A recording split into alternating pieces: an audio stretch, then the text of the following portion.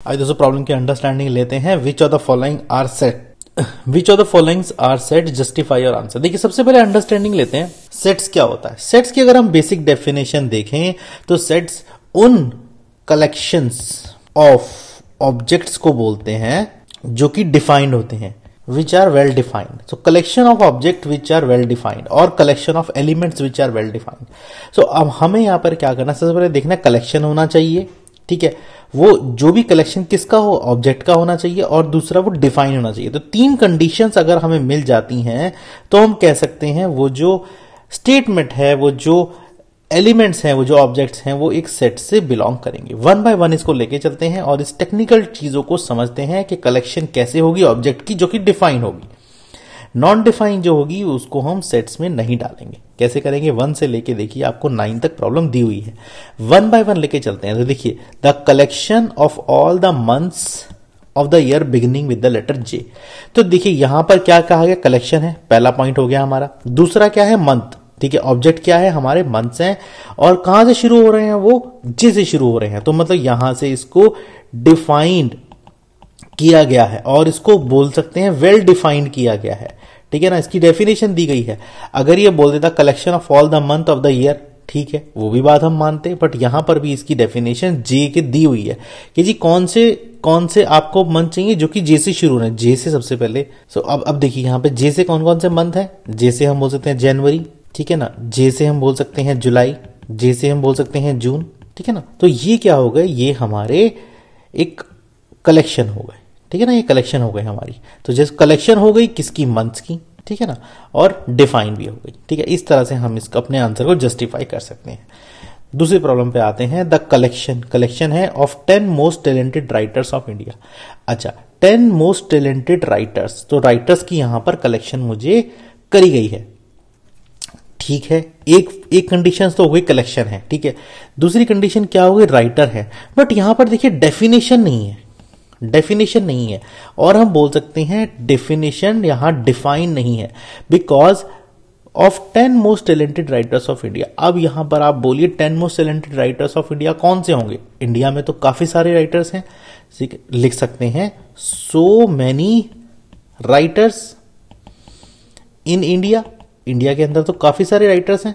अब यहां पर आप कैसे बोलेंगे कि 10 मोस्ट टैलेंटेड कौन है। भाई यहां पर टैलेंटेड का टैग किसी के ऊपर लगा थोड़ी ना है कि कौन सा राइटर टैलेंटेड है कौन सा नहीं है। तो इसीलिए हम कह सकते हैं कि हम इस डेफिनेशन को डिफाइन नहीं कर सकते। डिफाइन नहीं कर सकते तो हम बोलेंगे क्या है, नॉट अ सेट। तो ये जो कलेक्शन है ये सेट नहीं है, ठीक है। इस तरह से हम इसको बताएंगे। थर्ड पार्ट की तरफ चलते हैं। A team of 11 best cricket batsmen of the world. अब यहां पर देखिए इसने क्या कहा गया कि आपको यहां पर टीम बनाइए। सबसे पहले टीम मतलब कलेक्शन है, ठीक है। 11 best cricket batsmen of the world, 11 best cricket batsman. तो आपको बैट्समैन चुनने हैं, कौन से 11 बैट्समैन होने चाहिए। तो दूसरा आपको यहां पर क्या है, ऑब्जेक्ट भी बता दिया। किसका ऑब्जेक्ट है, बैट्समैन का ऑब्जेक्ट है। ऑफ द वर्ल्ड, भाई पूरी दुनिया में से आपको 11 बैट्समैन चूज करने हैं। पूरी दुनिया में कितनी टीम्स हैं, और हर टीम में 11 प्लेयर हैं, सभी बैटिंग करते हैं। तो आप 11 बेस्ट कैसे चूज करेंगे, क्या क्राइटेरिया आपने कोई यहां डिफाइन किया है। नो क्राइटेरिया डिफाइंड, कोई क्राइटेरिया डिफाइंड ही नहीं है। अगर क्राइटेरिया डिफाइंड ही नहीं है तो मैं कह सकता हूं कि ये नॉट वेल डिफाइंड। ये वेल डिफाइंड है ही नहीं। जब वेल डिफाइंड नहीं है तो ये क्या हो गया, ये सेट नहीं है, नॉट अ सेट। तो ये जो कलेक्शन है, ये जो टीम है 11 बैट्समैनों की, 11 बेस्ट बैट्समैनों की, ये हो ही नहीं सकती। तो ये सेट्स की कैटेगरी में नहीं आता है। कैसे, 1, 2 और थर्ड कंडीशन जो डिफिनेशन वाली थी, थर्ड कंडीशन यहां मीट नहीं हुई मेरी, ठीक है। फोर्थ पार्ट की तरफ चलता है। Collection of boys in your class. पहला पॉइंट कलेक्शन हो गया जी, कलेक्शन। बॉयज क्या है, ऑब्जेक्ट है।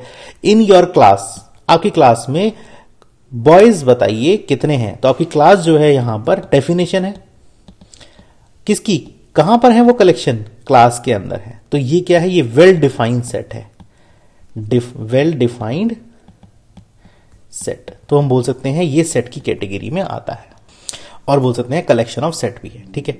फिफ्थ पार्ट की तरफ चलते हैं। Collection of all natural number less than 100, ठीक है जी। कलेक्शन हो गया, पहली कंडीशन हो गई। नेचुरल नंबर, ऑब्जेक्ट क्या है, नेचुरल नंबर के हैं, लेस देन 100, ठीक है।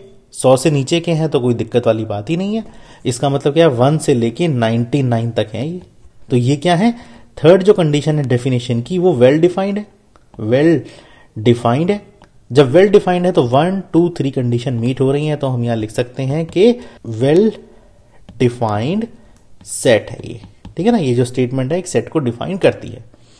सिक्स्थ पार्ट की तरफ चलते हैं। Collection of novels written by the writer Munshi Premchand. ठीक है जी, कलेक्शन हो गया, पहला जो हमारा सक्सेसफुल हो गया।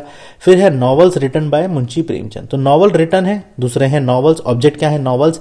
किसने राइट किया है? मुंशी प्रेमचंद। मुंशी प्रेमचंद जो राइटर है वो यहां पर हमारी वेल डिफाइंड कंडीशन है। तो कुछ लिमिटेड कुछ नंबर होगा यहां पे जो मुंशी प्रेमचंद ने लिखे होंगे, कुछ नंबर ऑफ नॉवेल्स ही लिखे होंगे, तो वो वेल डिफाइंड है, ठीक है ना। तो हम बोल सकते हैं कि ये क्या है? वेल डिफाइंड, ये एक वेल डिफाइंड सेट है, ठीक है ना। जहां पर नॉवल जो राइटर है, जो नॉवल राइटर है मुंशी प्रेमचंद, उसने जितनी भी कलेक्शन लिखी है, जितने भी राइटर्स जितने भी अपनी नॉवेल्स लिखे हैं, उनकी कलेक्शन को हम एक सेट में डाल सकते हैं, ठीक है ना। तो डेफिनेशन देखिए मैं किस तरीके से बता रहा हूं, बहुत ही इंपॉर्टेंट है इसको समझना।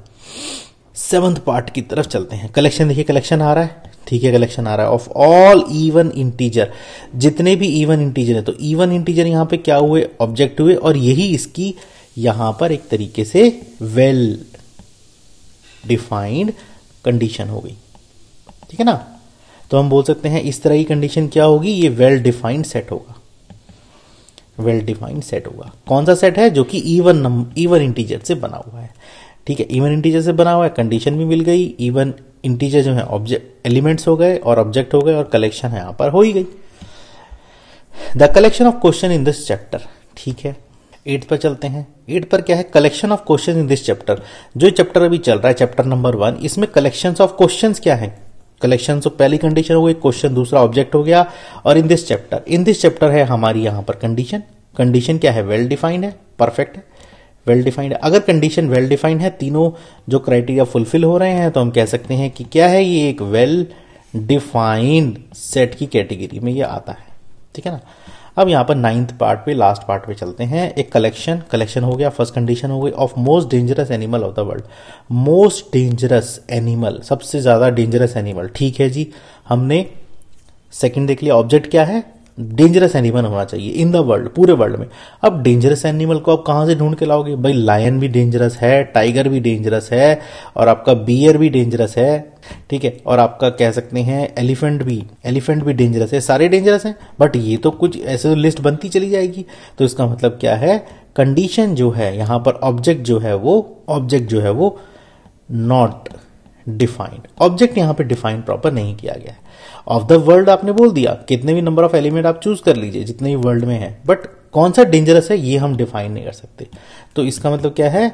नॉट वेल डिफाइंड सेट, ये एक सेट को डिफाइन नहीं करता, ठीक है ना। इस तरीके से इस कंडीशन से जो हमने सबसे पहले क्राइटेरिया लेके चले थे, उससे हमने देखा कलेक्शन होना चाहिए, ऑब्जेक्ट होना चाहिए, और वेल डिफाइंड कंडीशन होनी चाहिए। अगर ये तीनों चीजें मिलती हैं, क्राइटेरिया मिलता है, तो हम कह सकते हैं कि वो क्या बनाएंगे? एक सेट बनाएंगे। तो हमने जो स्टेटमेंट है इन सबको एक बारी 1 बाय 1 इसको मैंने एनालाइज किया और आपके सामने बताया कौन से जो ऑब्जेक्ट हैं जो वेल डिफाइंड है और कलेक्शन भी बनाते हैं, ठीक है ना। इस तरीके से हम इस टाइप की प्रॉब्लम को सॉल्व दोस्तों कर सकते हैं। Thank you.